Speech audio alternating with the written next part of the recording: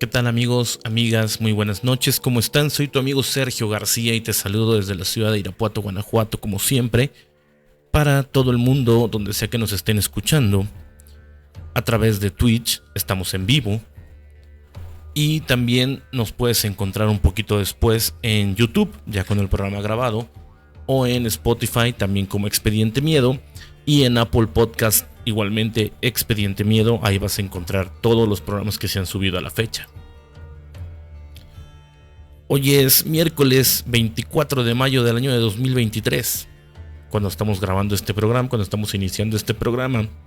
Espero que tengas un miércoles muy bueno, que hayas tenido un gran día. Y bueno, pues vamos a empezar esta noche o a disfrutar ya, a terminar este día con estos temas que tanto nos apasionan, ¿no? Que tanto nos llenan de misterio y que además son cosas que sucedieron. Hoy vamos a platicar de las brujas de Salem. Y bueno, es que sin duda alguna, a través de todas las épocas, en todos los tiempos, la humanidad siempre ha tratado de encontrarle un porqué a las cosas, saber por qué suceden, cómo suceden y para qué. Y siempre, sin duda alguna, hay personas que se salen de la caja, personas que se salen de la manera normal de hacer las cosas, por así decirlo. Y bueno, nuestra modernidad es bastante normal, es bastante común. Y estas cosas ya no se malinterpretan, o ya no como antes. Pero vamos a ponernos en situación. Imagínate que vives en el año de 1692, cuando todavía pues se ignoran muchas cosas. No todo el mundo tenía acceso a la educación, no todo el mundo tenía la manera de tener cultura, de culturizarse, de alimentarse el conocimiento. Y de repente te vas encontrando con cosas que salen de tu entendimiento, de tu conocimiento, se te hacen extrañas. Y es precisamente en este año, en 1692, que sucede lo que se le llama las brujas de Salem, la cacería de las brujas de Salem. Mucha gente equivocadamente piensa que eran brujas que se llamaban o se apellidaban Salem. No. Así se le llama al evento histórico como tal, a los juicios de Salem. Como te digo, tuvo lugar en el año de 1692 en Massachusetts Bay. Y fue una serie de juicios y de ejecuciones en las que varias personas fueron acusadas de ejercer la brujería, de hacer brujos o brujas. Y como te decía, estos eventos son el ejemplo clásico de lo que significan los términos historia colectiva y persecución en masa. La gente sentía tanto miedo de estas personas, se hizo tanta paranoia, se hizo tanta histeria que cualquier cosa que hicieras un poquito fuera de lo común era suficiente para acusarte. Y no solo acusarte, sino además encarcelarte y tener una pena por ser brujo o por ser bruja. Y bueno, pues estos juicios comienzan con dos jóvenes muy en particular del pueblo de Salem Village, que estamos hablando de Betty Parris, que era hija del reverendo Samuel Parris, reverendo de ahí del lugar, y de su prima Abigail Williams. Estas dos chicas, según la gente, empezaron a tener comportamientos muy extraños. De repente tenían convulsiones, lo que sabemos que hoy pues, se puede derivar de muchísimas cosas, desde enfermedades hasta diferentes patologías. Y bueno, pues fueron intervenidas, fueron revisadas por los médicos locales del lugar. Y no se pudo encontrar una explicación médica para sus síntomas. No sabían qué tenían estas dos chicas.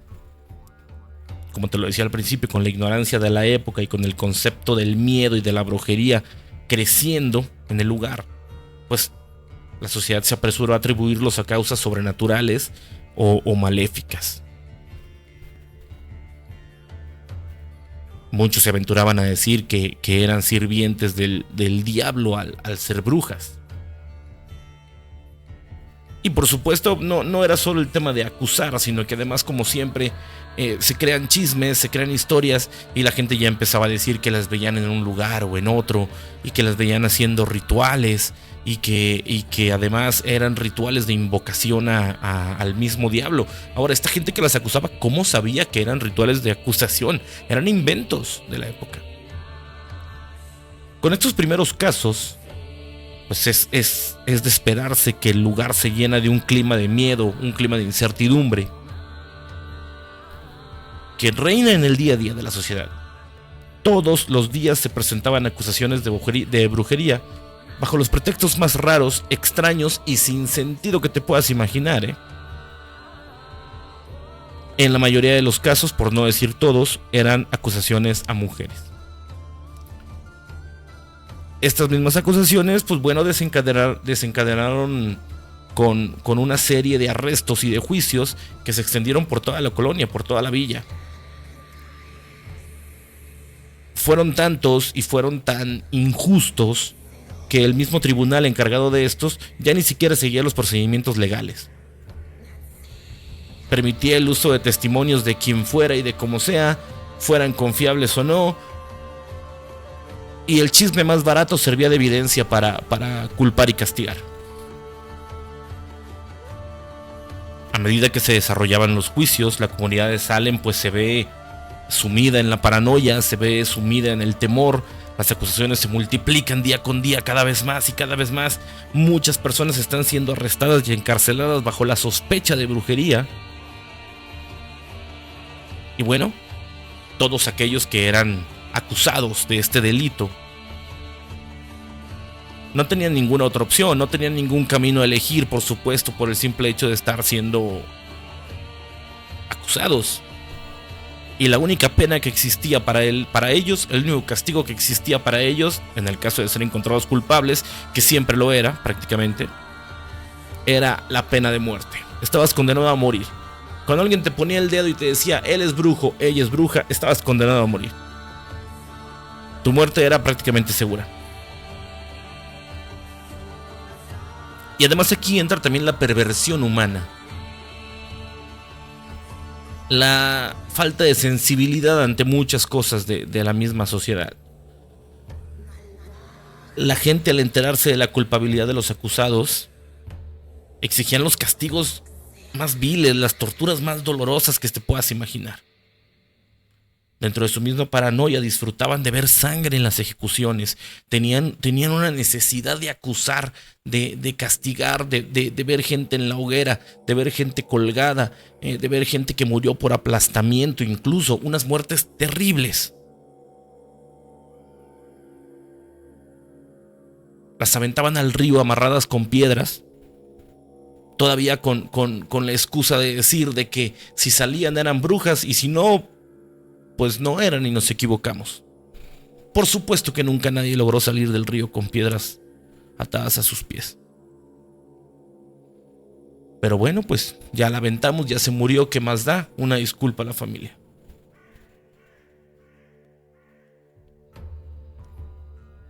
De números reales o de números que se tiene contabilizado, se dice que fueron 20 las personas ejecutadas y 19 de ellas fueron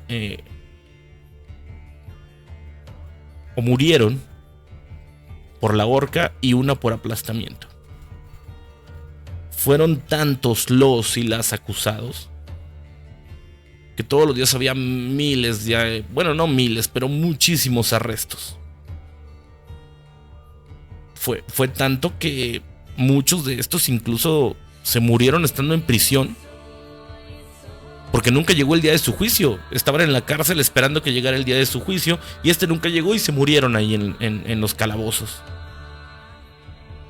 Toda persona podía ser acusado o acusada de brujería.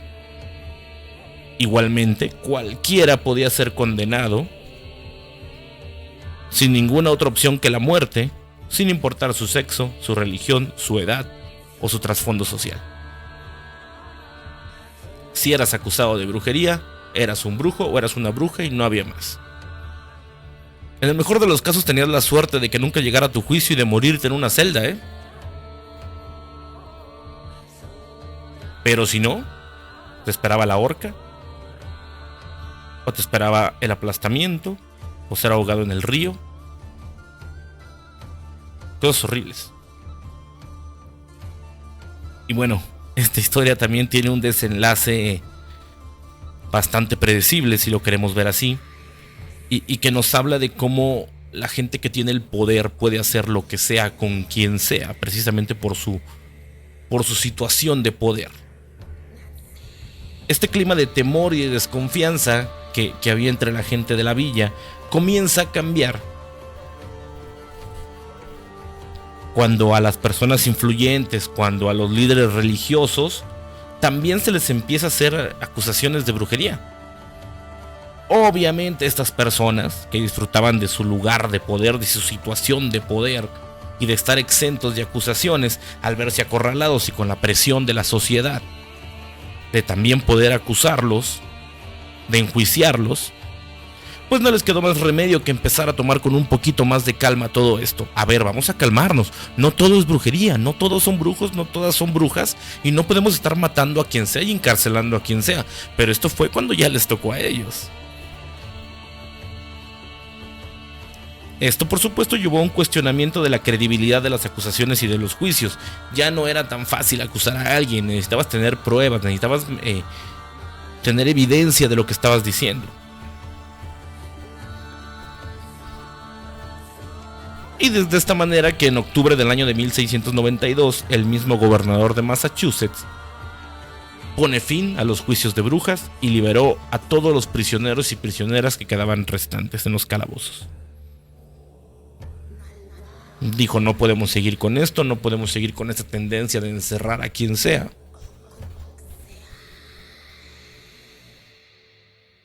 Así que vamos a poner una regulación, esto se acaba. Y la gente que está encarcelada, pues a sus casas. Después de los juicios de Salem, hubo un sentimiento general de vergüenza y de remordimiento en la comunidad, por supuesto. Mucha gente se empezó a sentir mal porque sabían que muchas veces acusaban sin razón, acusaban sin sentido. Muchas veces a lo mejor alguien te podía caer mal y lo acusabas de ser brujo o bruja.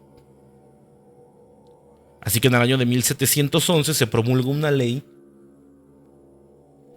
que restableció los buenos nombres, así le decían, de las personas condenadas, y además le dio una compensación a las familias. Es decir, limpiaron el nombre de toda la gente a la que liberaron y pues de la gente a la que mataron también. Pues saben que fue un error, nos equivocamos, no sabíamos lo que hacíamos, pero con esta ley hacemos constancia de que eran personas de bien y no debimos hacer lo que hicimos. Los juicios, como te digo, fueron reconocidos como un terrible error y un ejemplo de los peligros de la historia colectiva y del fanatismo religioso. En esa época, porque no había tanto control.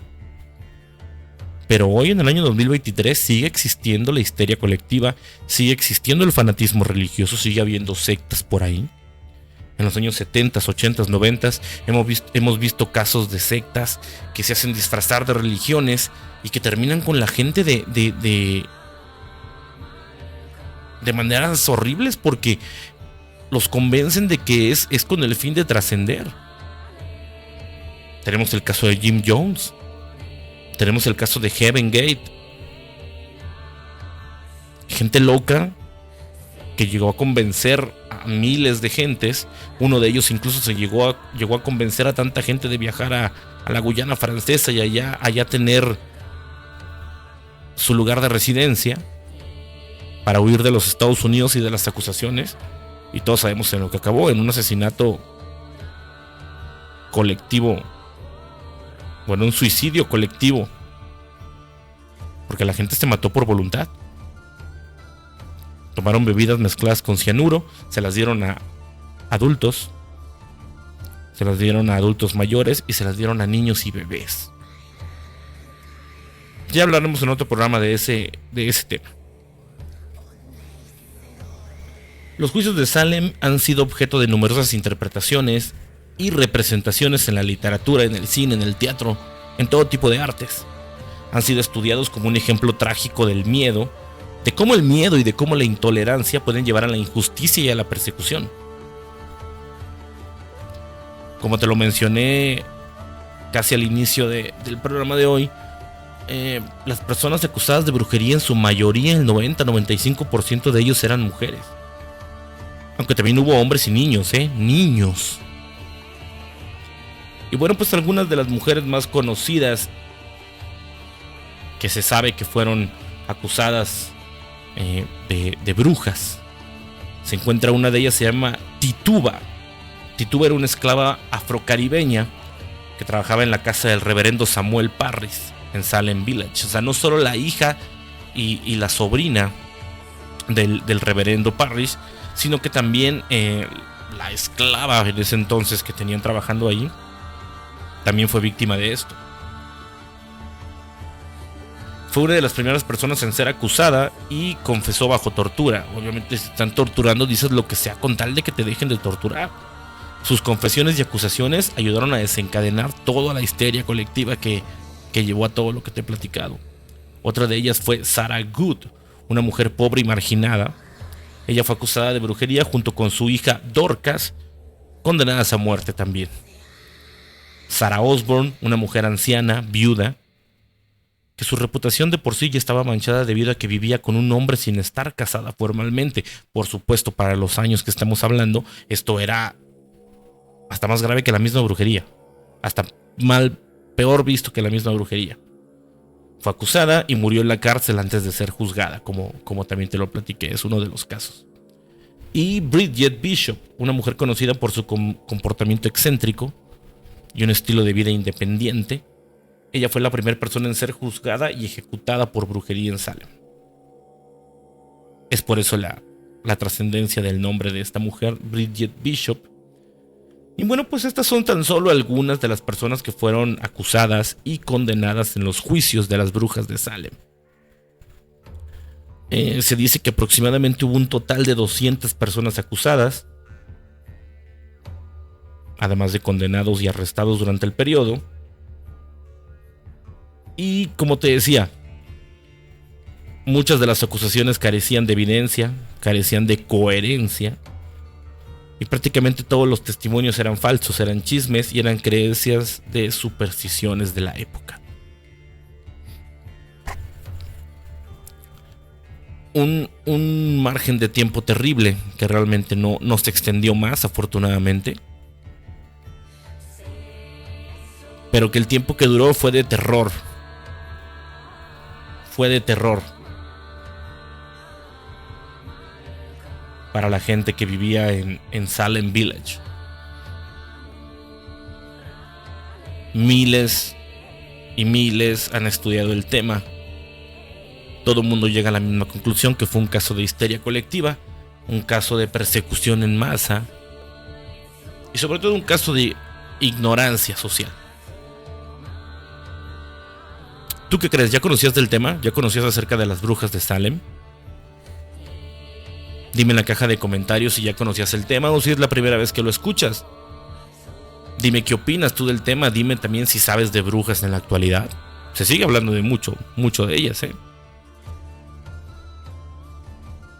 Yo soy tu amigo Sergio García. Este fue tu programa Expediente Miedo. Hoy hablamos de la cacería de las brujas de Salem. Y te invito a que te suscribas a mi canal. Me puedes encontrar aquí cuando transmitimos en vivo a través de Twitch. Me puedes encontrar como Expediente-Miedo. En YouTube como youtube.com/Expediente Miedo. Y en TikTok como Expediente Miedo 29. Te espero ahí para que me sigas, para que estemos en contacto. Dime de qué temas te gustaría que platiquemos. Lo vamos a tomar en cuenta, por supuesto, y lo haremos en su momento. Te mando un abrazo grandísimo. Que tengas una excelente noche. Esto fue tu programa Expediente Miedo. Y nos vemos en el siguiente programa.